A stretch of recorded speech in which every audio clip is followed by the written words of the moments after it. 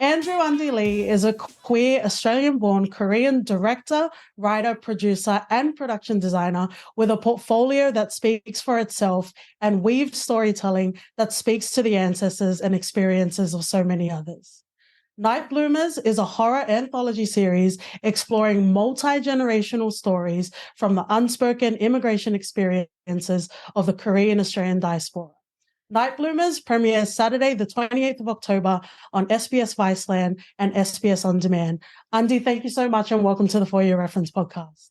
Oh, thank you for having me. I'm so excited to be here to chat with you. And yeah, this is great. Thank you for having me. Yeah. We're going to chop it up real good. It's going to be great. Well, congratulations on the career you've had so far. There's so much to talk about, but I do want to get to Night Bloomers. You know, you've been in film festivals, you've consulted for ABC shows, you've won awards, you know all this, but I got to say it for the people. A feature screenplay with Co-Curious and the Powerhouse Museum, Parramatta, and we will be in the future, but you're about to go to South by Southwest Sydney for the new Visions, the Future of Diaspora Storytelling. Mm-hmm. Yeah, thanks. Wow, that's makes me sound so good. Thank you so much. Yeah, there's a lot happening. And yeah, just been busy, I guess. Well, hopefully we can get some nourishment from Night Bloomers before we get there. But in the future, you did amazing. You inspired, you moved people to tears, and I'm sure they had a great time on the panel as well. But let's get into Night Bloomers. Created, wrote, produced, and directed. I guess it's cool to hear, first of all, that we're hearing very specific, because this was shot in Western Sydney, right? Correct. Yes. Yeah, so I was born and raised on Darkland in Blacktown. So awesome. It was really, right? Love it. So it's so cool to not only hear different stories that are different from even 10 years ago on Australian screens and internationally, but to succinctly have it in Western Sydney and to succinctly have it about, Korean Australian sort of diaspora. Big question, but what was it like being able to do that? Oh, I mean, I'll start with the Parramatta, Western Suburbs. I think it was great to be able to set it here because a lot of the actors were out here, but also everything's shot in the eastern suburbs of Sydney, and I've always had to travel like an hour and a half in traffic, and it was just so nice to be able to rock up in my own neighborhood and shoot the series that I was like, I'm going to set it in my neighborhood. Go around the corner shop, get some snacks. Around the corner, Parramatta, and this is where it's at. This is where the future's at. Parramatta is in the western suburbs. That's where the interesting stories are at.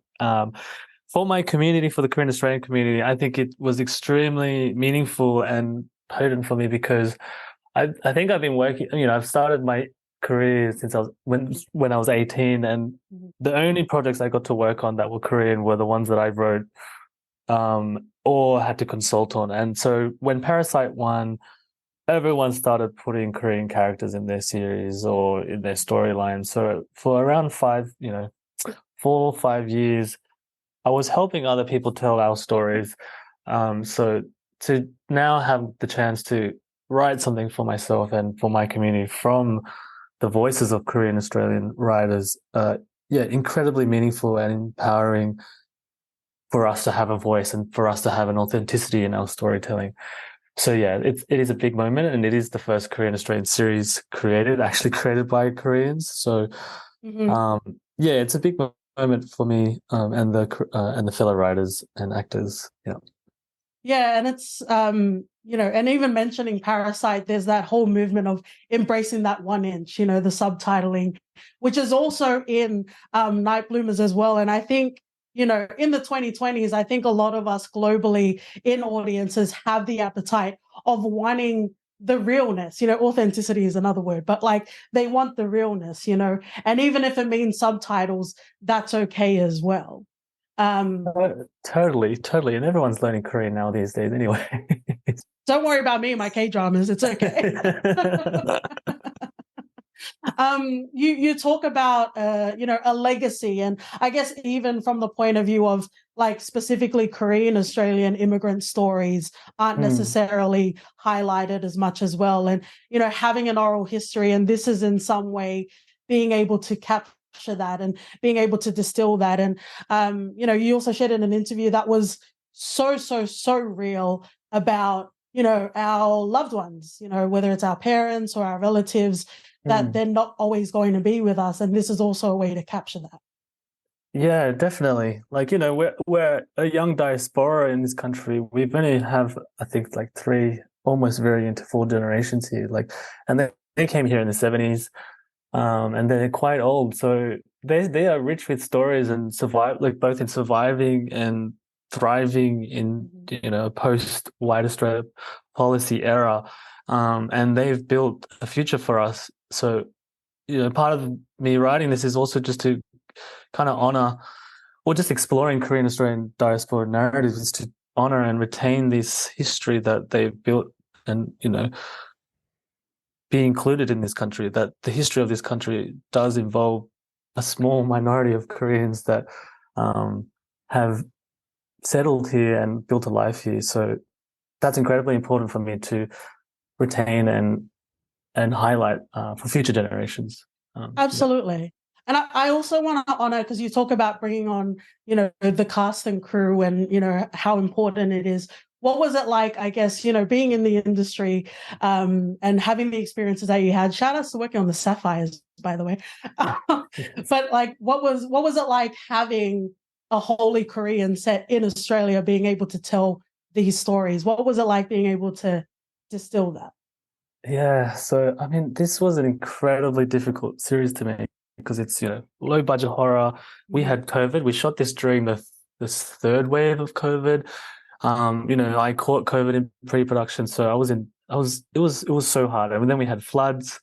Yeah. But the cast were like the thing that pulled me through, and they are the heart and soul of this series. They were so generous, they were so giving, and both in and off the project, because outside of the project we were sharing our histories and our just narratives of navigating our lives and identities in Australia. So it was a very rich experience to be able to work with such a large number of Korean Australians, and meaningful in the way that this is just the tip of the iceberg of what Koreans in this country want to be saying. My fellow writers, Ra Chapman's got her own show with ABC. Suzanne is like working on that project. She's got there is a thirst and drive to be telling our stories and, working with these actors. We're excited to be a part of this narrative and the strange landscape of storytelling. Yeah. And it's very much at the intersection of, yes, it's great to have that presence, but it's also just part of my language. Fucking great. Like, it's such a great anthology series and it's so immersive as well. I guess in the writer's room, or even for you specifically, did you have a favorite sort of like folklore? Did you guys need to research because some of you had different variations depending on the aunties and uncles? Oh, yeah. So, I mean, I guess, okay, so two parts to that. I think the knowledge of our folklore was varied and like, different renditions of it, which was great because we all earned it in a different way. All the writers earned it in a different way. And there is no right or wrong kind of ownership of our culture and our folklore stories. Like, I think there are different perspectives, and even me creating this show, like I have one perspective. And so like my favorite story is the goblin narrative. And when I was developing that show and presented to the SBS, they were kind of like not used to seeing a goblin in that kind of sense, like this playful childlike goblin that was in I won't give it away, but like their perspective of what a goblin was very much through a Western lens. So that for me is exciting to come up with those frictions, both with Western audiences and within my community. So I'm very interested in how Koreans will respond to those folklore stories because, they're so ancient, but also people will have different interpretations of it and experiences of it.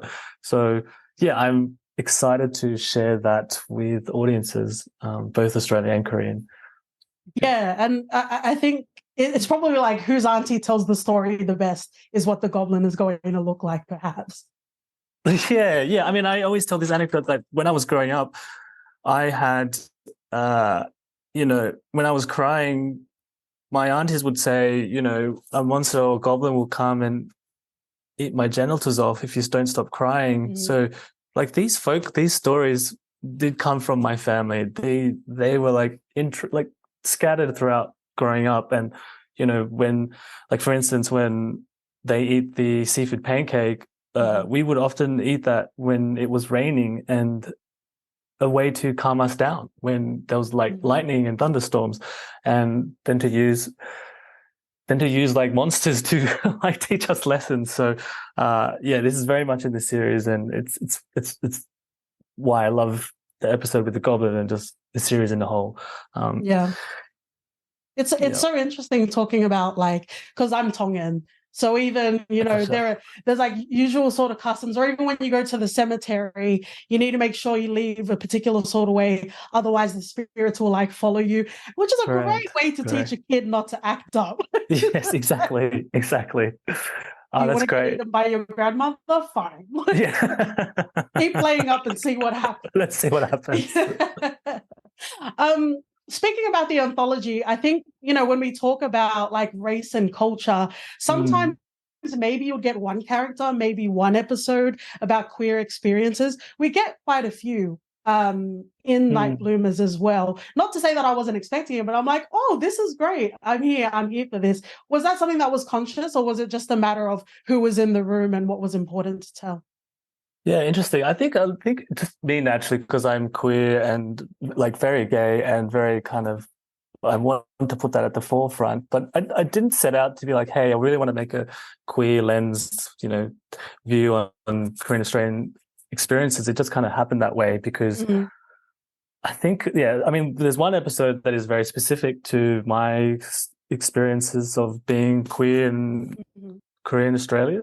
So that's, I guess, very on the surface on that episode. But in the opening episode, there is like a queer touch to it because, with that episode, the writer was explaining how, when you're not fully the identity that you wish to be, which is like a Korean Australian woman, and you've either over-assimilated or whitewashed yourself so much that your desire to be someone or be like someone can become sexual, which then of course becomes like same-sex, thematically. So it was kind of just evolved in that sense. And my, I guess, relation to that is that, I was super proud to be Korean, but you also idealize, the other, what people, the